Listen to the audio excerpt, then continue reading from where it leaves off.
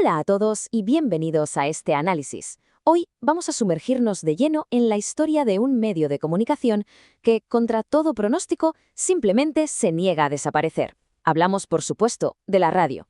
A lo largo de esta sesión vamos a desgranar ese legado increíble que tiene, los inventores que la revolucionaron, su constante evolución tecnológica y, bueno, esa resiliencia casi mágica que le ha permitido sobrevivir y prosperar durante más de un siglo. Porque, seamos sinceros, la radio no es solo un aparato que hace ruido, es ese hilo invisible que lleva generaciones conectándonos a través de las ondas. Y para empezar a entender esto, me encanta recordar esta cita del dramaturgo Bertolt Brecht. Él decía: un hombre que tiene algo que decir y no encuentra oyentes está en una mala situación, pero todavía están peor los oyentes que no encuentran quien tenga algo que decirles. Es una frase que nos marca un tono filosófico perfecto, ¿verdad? Porque en el fondo, la radio no va de cables, ni de antenas, ni de frecuencias. Responde a algo mucho más profundo, a esa necesidad humana y casi visceral de comunicar, de escuchar y de conectar con los demás. Pensadlo un momento. A lo largo de su historia, a la radio la han matado 1000 veces. Cuando apareció la televisión, todo el mundo decía que la imagen iba a fulminar a la estrella de la radio. Luego llegaron los casetes, el vídeo y, por supuesto, el gigante de Internet. Pero, ¿qué va? Frente a todos estos tsunamis tecnológicos, la radio nunca compite para morir. Se adapta, convive y, milagrosamente, sale más fuerte. Es como si utilizara a sus supuestos verdugos para reinventarse una y otra vez. Para organizar un poco este viaje, hoy vamos a tocar 5 puntos clave. Primero, la supervivencia de la radio. Segundo, su evolución y los logros tecnológicos. Tercero, el lenguaje radiofónico. Cuarto, los modelos de programación. Y por último, cómo se desenvuelve en esta era digital multimedia. Empezamos con el bloque número 1, la supervivencia de la radio. Para entender la radio moderna hay que ver de dónde venimos. Imaginad los años 20. El contraste físico y sensorial es simplemente brutal.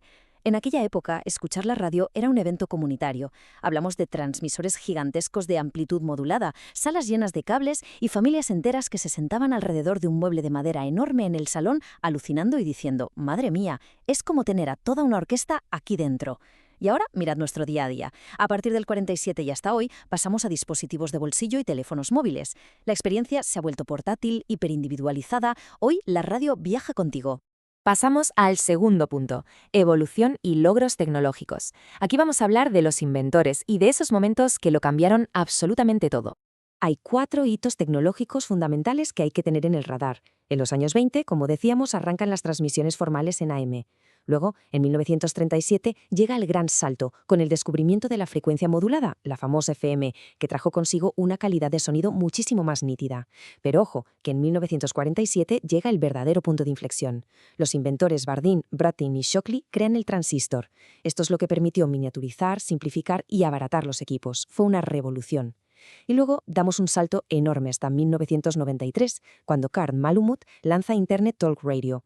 Ahí se rompieron definitivamente las barreras de las ondas hercianas y se abrió de par en par la puerta al futuro digital. Claro, la tecnología por sí sola no es nada sin los logros destacados que marcan época, porque estos hitos pioneros fueron los que demostraron el verdadero superpoder del medio, la inmediatez pura y dura. Fijaos, el 2 de julio de 1921, la transmisión del combate de boxeo entre Jack Dempsey y George Carpentier literalmente paralizó a los oyentes en tiempo real. Fue histórico. Y 10 años después, en abril de 1931, Esteban Ballestero narró la primera transmisión de béisbol en Venezuela, demostrando cómo una simple emisión podía unir a toda una nación en torno al deporte. Estas hazañas demostraron que la radio podía teletransportarnos al centro mismo de la acción, al segundo. Vamos con el tercer bloque, el lenguaje radiofónico. Dejamos a un lado los aparatos y nos centramos en el software, en cómo se construye esta magia. Porque al no tener una pantalla con imágenes, es inevitable preguntarse: ¿de dónde sale esa fuerza brutal capaz de recrear realidades enteras a través de un simple altavoz? Pues bien, la respuesta está en 4 pilares fundamentales del sonido que trabajan en equipo. El primer pilar, y el más esencial, es la palabra. Es la base absoluta de todo. La voz humana tiene esa capacidad de generar cercanía, de crear un vínculo súper-emocional e íntimo con quien escucha. Atrás quedaron esas locuciones tensas y superformales de hace décadas. Hoy, la palabra busca la naturalidad. Te habla como un amigo al oído, guiando tu imaginación paso a paso. El segundo pilar es la música. Y ojo, la música aquí no está para rellenar huecos ni para tapar silencios. Actúa como la banda sonora emocional de lo que se está contando. Aporta ritmo, crea unas atmósferas increíbles y, de forma casi subconsciente, le dice a la audiencia exactamente qué debe sentir en ese momento preciso. Es puro oxígeno narrativo. Luego tenemos los efectos sonoros. Imaginaos escuchar el crujido súper lento de una puerta de madera o el sonido de unos pasos metálicos acercándose en la oscuridad. Inmediatamente la mente hace un clic y estás dentro de la escena. Los efectos especiales son ese decorado invisible que otorga realismo, credibilidad y profundidad tridimensional a la historia. Y llegamos al cuarto pilar, que para mí es el más incomprendido, pero el más dramático de todos, el silencio. En la radio, el silencio no es que el locutor se haya quedado en blanco o que se haya cortado la conexión. ¿Qué va? Es una herramienta de interacción brutal. Una pausa bien colocada exige tu atención, construye una tensión increíble y te da ese microsegundo necesario para digerir y asimilar lo que acabas de escuchar. Cuarto apartado, modelos de programación. Ahora que tenemos esos 4 pilares, ¿cómo los organizamos para que la gente se quede escuchando todos los días? Aquí vemos una división estratégica muy clara. Por un lado tenemos la radio generalista. Esta es la que tira de formatos muy diversos. Te meten noticias, luego un debate, luego deportes y después un magazín gigante. Su objetivo es pescar en un océano inmenso y atraer a una audiencia súper amplia. En el otro lado del ring está la radio temática o de fórmula. Esta es cirugía de precisión. Hablamos de canales de noticias 24 horas o de radio musical pura y dura. Saben a qué nicho exacto se dirigen y usan un formato continuo, casi sin cortes, para mantener a ese oyente enganchado. Pero claro, que un programa suene bien no es cosa de magia. Hay un método súper estricto detrás. Todo arranca con una idea, tener clarísimo qué vamos a contar.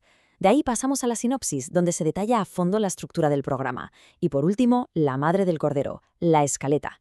La escaleta es sagrada, es un mapa cronológico cronometrado al segundo que le dice a todo el equipo exactamente a qué hora entra el efecto de sonido, a qué hora habla el locutor y cuánto tiene que durar todo el bloque. Sin ella, sería un caos absoluto. Y llegamos al quinto y último punto, la era digital multimedia. El momento en el que el sonido clásico choca de frente con el siglo XXI. Y aquí estamos. Si analizamos los nuevos aportes de la radio en este 2026, vemos que la cosa ha cambiado una barbaridad. Olvidaos de la vieja señal analógica con ruido. La transición a estándares como el DAB, el DRM o la HD radio nos ha traído una calidad impecable y el multicasting, que permite meter varios canales distintos en una sola frecuencia. Además, la integración es total. La radio de 2026 entra en los coches inteligentes combinando audio, texto, mapas y hasta datos en tiempo real. Y por si fuera poco, el podcast y los archivos bajo demanda han destruido la barrera del tiempo. El audio ya no se lo lleva el viento, ahora es omnipresente y lo consumes cuando quieres. Todo esto nos deja con una reflexión súper estimulante para cerrar. Hemos visto cómo la radio pasó de ser un mueble gigante en los años 20 a convertirse en este ecosistema inmersivo y digital de nuestro 2026. Ha demostrado ser literalmente el medio inmortal. La gran pregunta ahora es cómo vamos a moldear las audiencias con nuestros propios hábitos de escucha el próximo gran salto evolutivo de la radio.